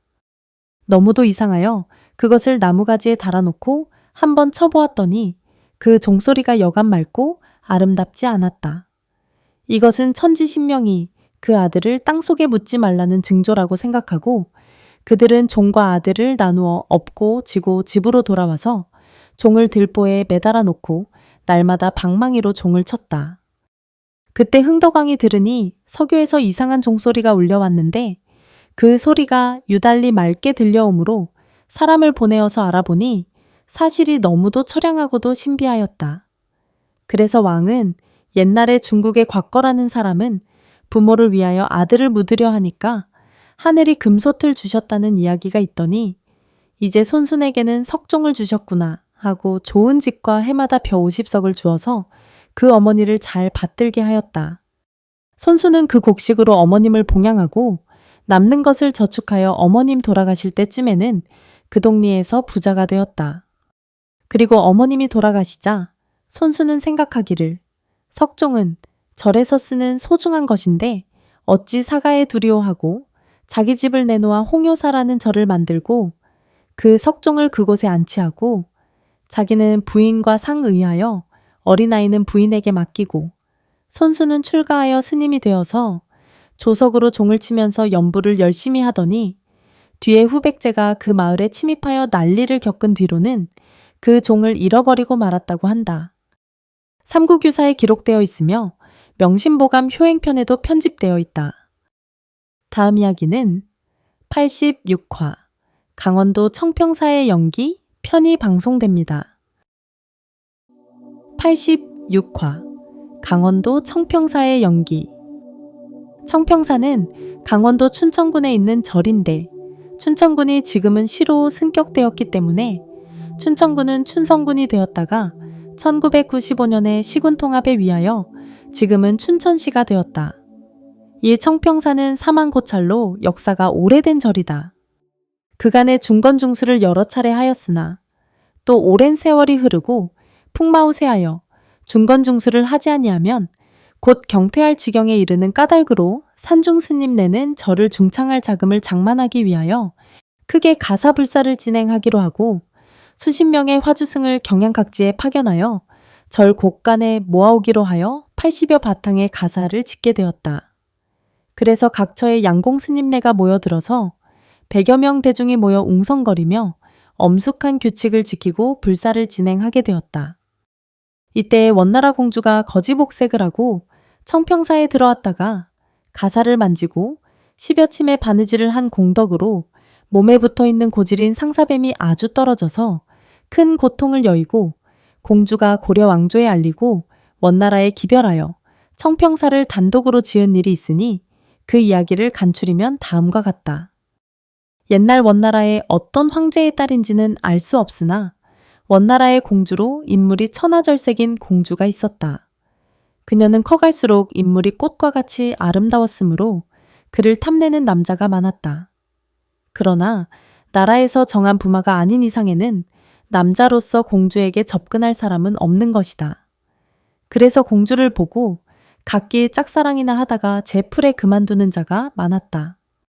그런데 궁중에서 공주를 모시는 나이 젊은 별감 하나가 공주를 저 혼자 사모하고 짝사랑을 하다가 상사병이 들어서 죽어버리고 말았다. 그런데 그의 원혼이 상사뱀으로 변하여 공주에게 달라붙어서 주야장창에 떨어지지 않고 있었다. 공주는 질색을 하고 놀라서 부한과 모후에게 알려서 아무도 모르게 사람을 시켜서 상사뱀을 떼어내서 멀리 내다가 죽여버려도 금방 또다시 생겨서 붙어 있다. 그야말로 아주 불치의 고질이었다. 그러니 관연이 되었어도 부마를 맞이하여 결혼시키기는 틀린 일이요. 이것이 필경궁중에 알려져서 궁녀 입으로 전파되면 궁중에서도 불명예한 일이다. 공주가 생각하되 자기가 죽은 셈치고 궁중에서 나가 천하강산 구경이나 하고 돌아다니다가 죽기로 결심하였다. 그래서 어머니인 황후에게만 말씀드리고 궁중을 나오게 되었다. 모후인 황후도 불쌍하고 측은하기는 하지만 어찌할 도리가 없으므로 눈물을 삼키고 그녀의 원을 들어주기로 하였다. 그러나 궁중을 나온다고 하더라도 돈이 없으면 더욱 고생이므로 값진 폐물 여러 가지를 싸서 허름한 보자기에 넣어서 들고 나오기로 하였다. 만승천자의 금지오겹인 공주가 일조의 거지 아가씨가 되었다.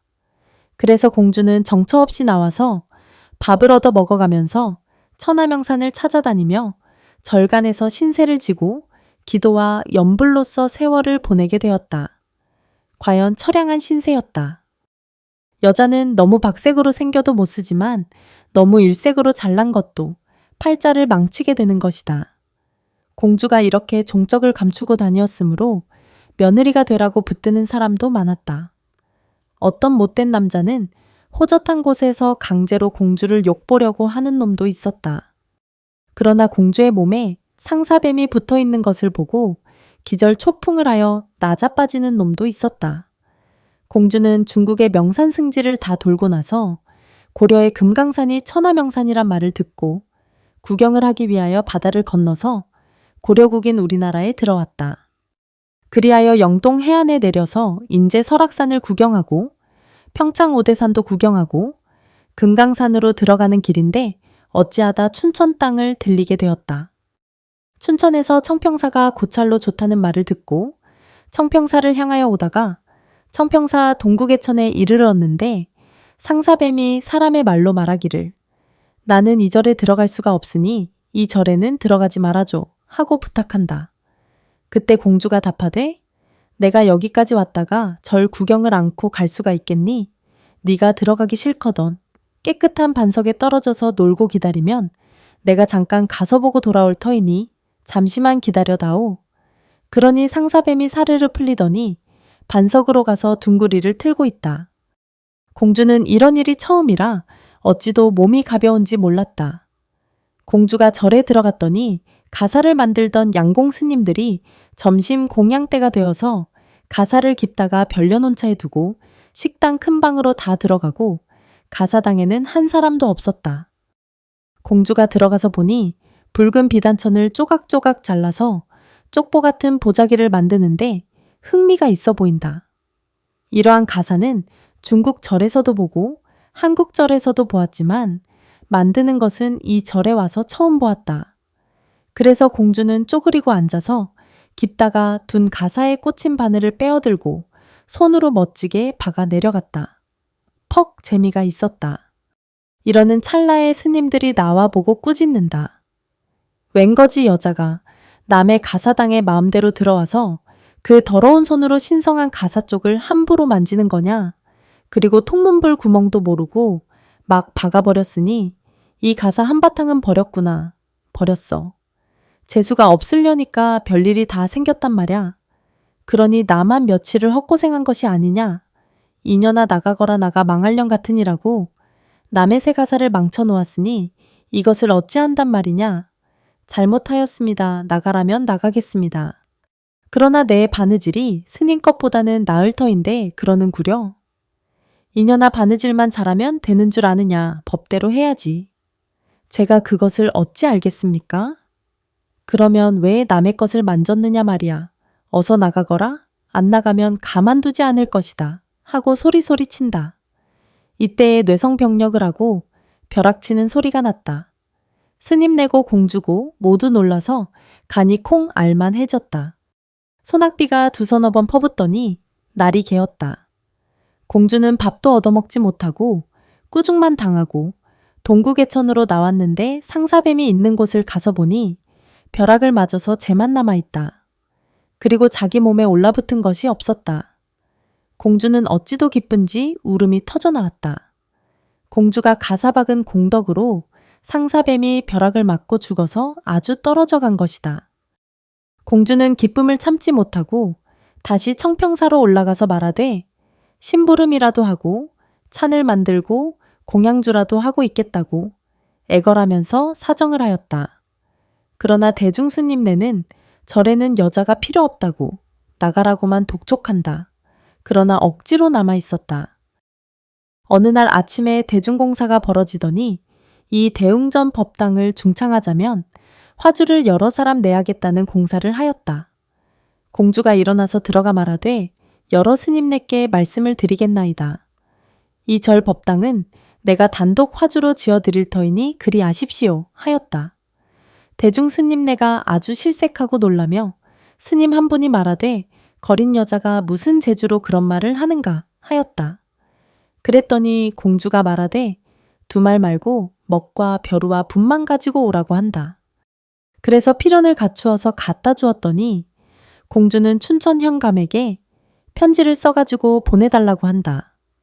한편 원나라에서는 공주가 몰래 나가서 거지로 다녀도 사람을 따라 보내서 멀리에서 감시를 하고 있었는데 고려국으로 들어간 뒤로는 알 수가 없게 되었다. 그래서 원나라 황제가 고려국왕에게 알리고 공주의 행방을 알아보라고 각도 각현에 알려서 공주의 행방을 탐지하는 차인데 춘천 현감이 공주의 편지를 받고 행방을 알았으니 얼마나 기뻤겠는가. 춘천 현감이 공주의 의복을 새로 지어가지고 청평사로 가서 공주를 찾으니 절하니 떠들썩하였다. 공주가 서울로 가서 고려국 왕을 뵙고 청평사 법당을 지어주면 내가 원나라에 돌아가서 부모님에게 여쭈어서 외상으로 지은 돈을 보내드리겠다고 해서 청평사의 법당은 순조롭게 중창하게 되었다. 그리고 공주가 원나라로 돌아가서 부모님에게 아뢰되 고려 청평사 가사불사에 참례하고 상사뱀을 아주 떼어버리고 왔는데 이것은 오직 부처님의 공덕이요 가사불사의 공덕이라고 찬탄하였다. 그래서 지금은 6.25 동란 때에 타버리고 없지만 청평사 법당은 타기 전까지도 비단으로 기둥을 쌓고 오칠까지 하였다는 이야기가 전해지고 있다. 지금은 다시 중창하여 사찰은 전해지고 있다.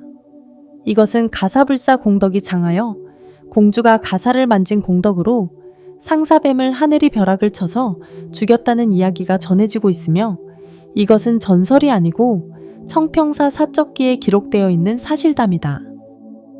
다음 이야기는 87화 현시 출가와 복원연불문 편이 방송됩니다.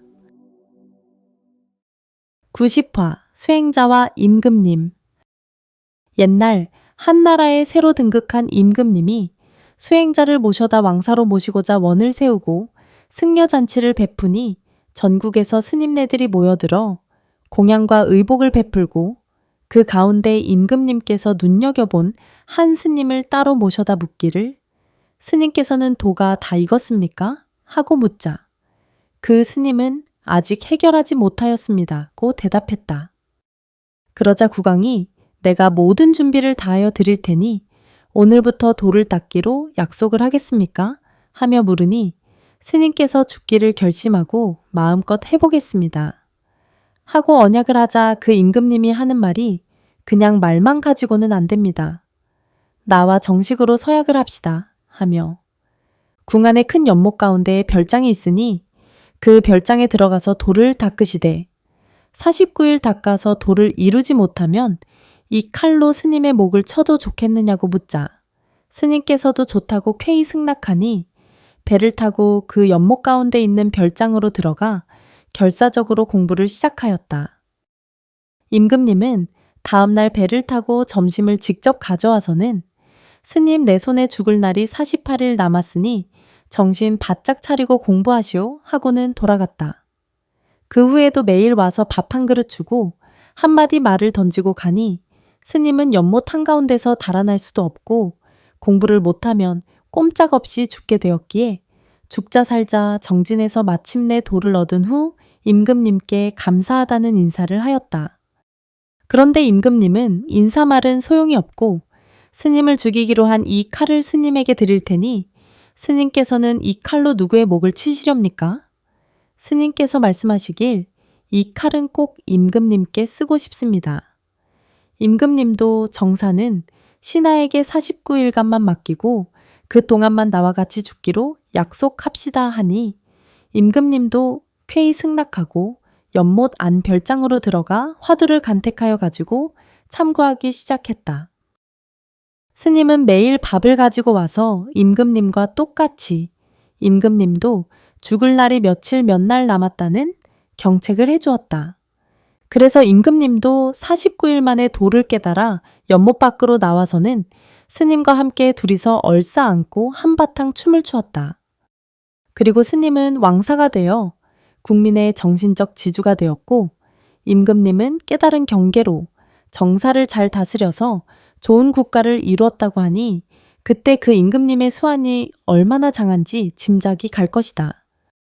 우리 불자들도 스님 우리 큰 스님 하며 떠받들어 위하지만 말고 그 구강과 같이 우리 스님네들이 도를 닦을 수 있도록 여건을 조성하여 주기를 부탁하면서 다 같이 발심해야 되겠다는 말씀을 드립니다.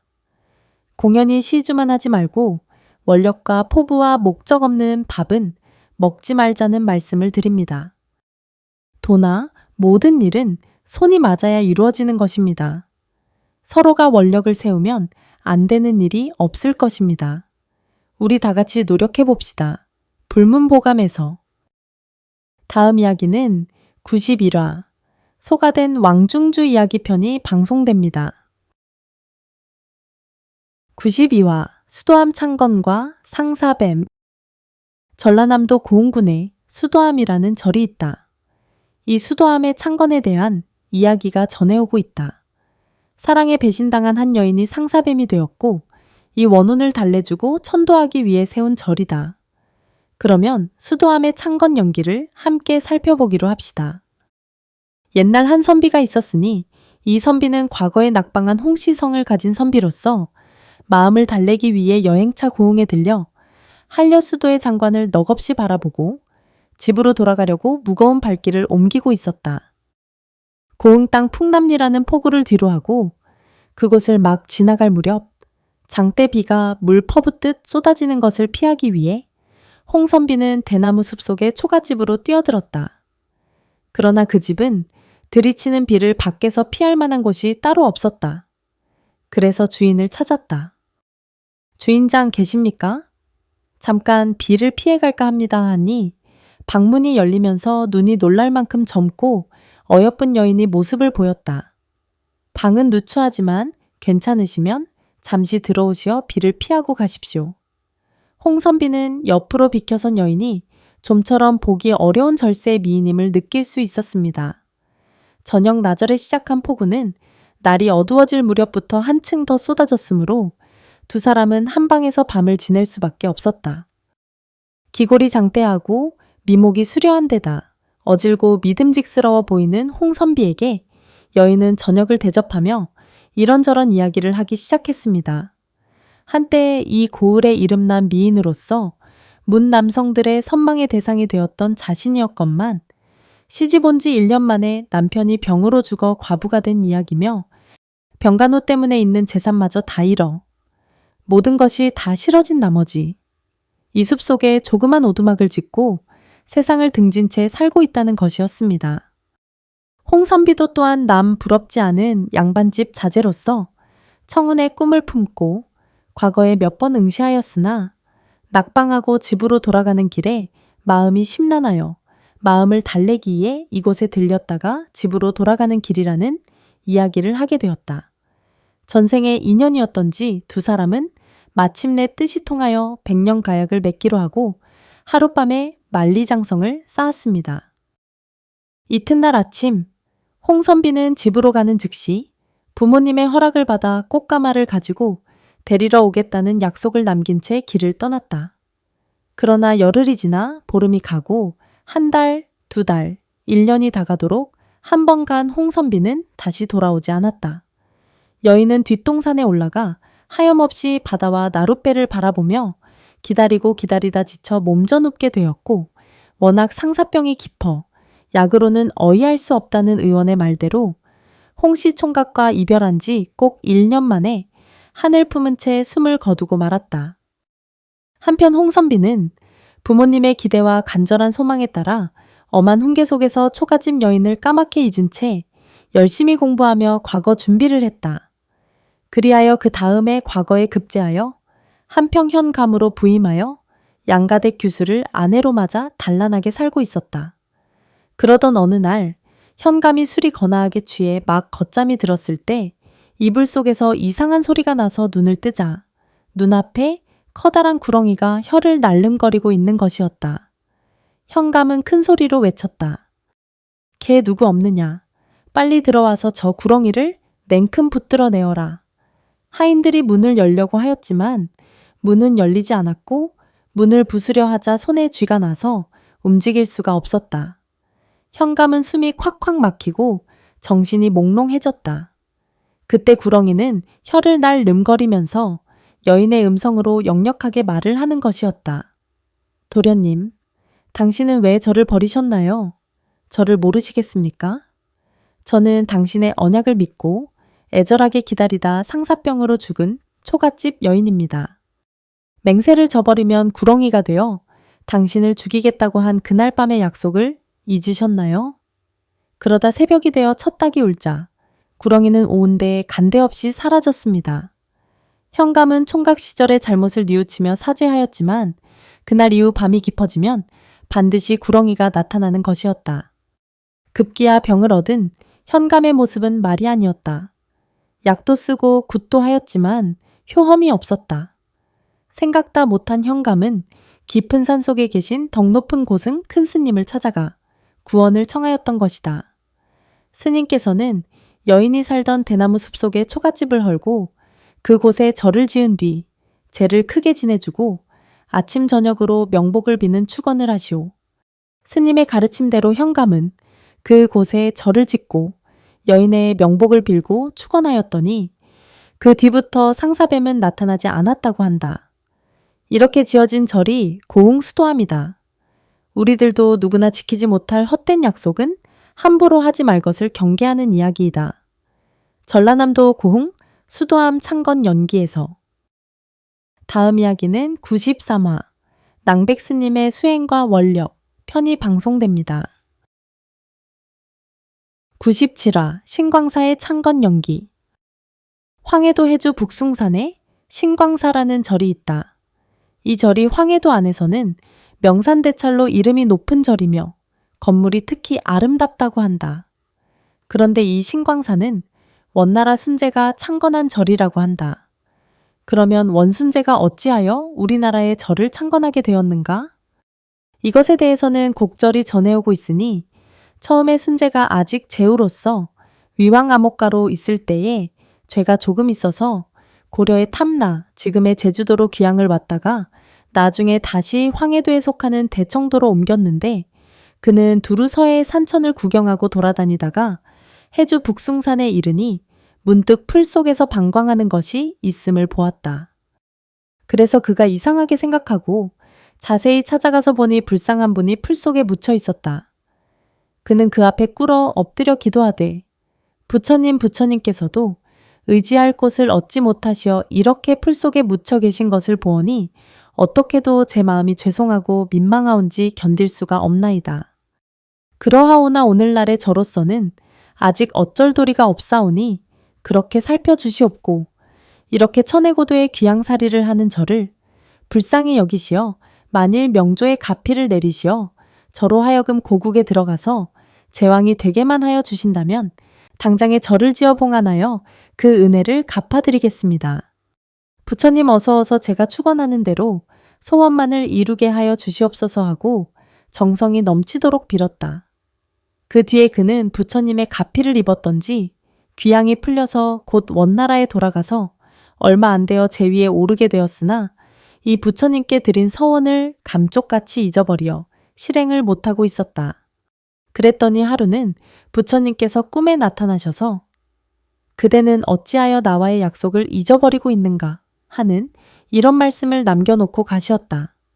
순재가 놀라 깨어 그 옛날에 고려 북숭산에서 부처님께 맹세하고 기원하던 일을 깨닫고 큰 절을 지어드리기로 결심하고 곧 태감 손꼬라를 파견하되 공장 37명을 데리고 고려에 나와서 고려시중 김석경과 밀직부사 이수산 등으로 더불어 공사를 감독하게 하고 중국의 물질로서 절을 짓고 그 부처님을 봉안하여 모시니 이것이 곧 신광사이다.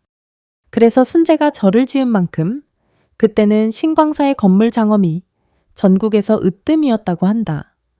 황해도 해주 북숭산 신광사 사적기에서. 다음 이야기는 98화 홍수에 떠내려가는 개미떼를 살려서 방생하고 명이 길어지다 편이 방송됩니다. 100화 문수보살 이야기. 신라말 경순왕이 덕망 높은 고승을 청하여 국가에서 제를 올리고자 명을 내렸다. 그래서 국내에 유명한 사찰에 고승대덕이 있으면 추천하라고 하였으나 추천되어 오는 고승이 없었는데 입제하는 날 석양에 의복이 남루하고 형색이 초췌한 대풍창 문둥병에 걸린 스님 한 분이 제를 올리겠다고 자원하며 들어왔다. 마침 제는 지내려고 완벽한 준비를 갖추었고 시간은 급박하여지자 하는 수 없이 국가에 제를 주재하게 하였더니 대신들은 대풍창에 걸린 스님이 주재하였던 제의 음식을 먹을 수 없다고 의논이 분분하였다. 이런 일이 있고 나서 왕은 그 스님을 불러 차후에 어디를 가시던지 스님께서 국제를 주재하셨다는 말씀을 어느 누구에게도 말씀하지 마십시오라고 당부하자 그 문둥병 스님은 대답하시기를 대왕께서도 누가 묻더라도 문수보살이 국제를 주재하였다는 말씀은 하시지 마십시오라고 하시고는 동자로 변하여 홀연히 가버리는 것이다. 그제서야 대왕은 깜짝 놀라면서 행장도 갖출 새 없이 뒤따라 갔는데 그곳은 지금의 울산을 지나 어느 마을 앞에 이르러 더 이상 따라갈 수가 없다고 생각하고 탄식하였다 하여 지금도 그 마을 이름을 할수정이라 하며 거기에서 또 10리쯤 더 가다 보면 동자는 간 데가 없었다고 그 마을 이름을 무거리라고 부른다. 거기에서 다시 나타나 10리쯤 더 가면 망회라는 곳이 있는데 그곳에서 사방을 바라본 곳이 지금의 문수암 앞에 암대상에서 문수동자가 푸른 사자를 타고 하늘로 올라가는 것을 보았다. 그것을 보고 왕은 문수암 앞 산에 올라가서 문수보살님하고 3번 불렀는데 그 후 그곳을 지금까지 삼초대라 한다. 그때에 문수동자가 말씀하시기를 대왕께서 문수보살을 다시 칭견하려거든 이곳에 절을 짓고 정성껏 기도를 하십시오 하는 것이었다. 왕은 그곳에다 즉시 절을 짓고 정성껏 기도를 하였으니 그 절 이름이 금선대 문수암이다. 문수보살님께서 나타나신 것은 육신이 아니고 마음의 형상이며 무량겁으로 닦아오신 공덕의 법신이시다. 법신은 그대로 육신이 있는 사람보다 더 훌륭한 신력을 보이신다. 예를 들면 허공은 아무것도 없는 것이지만 없는 그 가운데 한량없는 세계와 풍운 조화가 들어있어서 이 세계를 잠시간에 이리저리 뒤집을 수 있듯이 눈에도 보이지 않는 마음의 위력은 저 허공의 위력보다 수승한 것이다.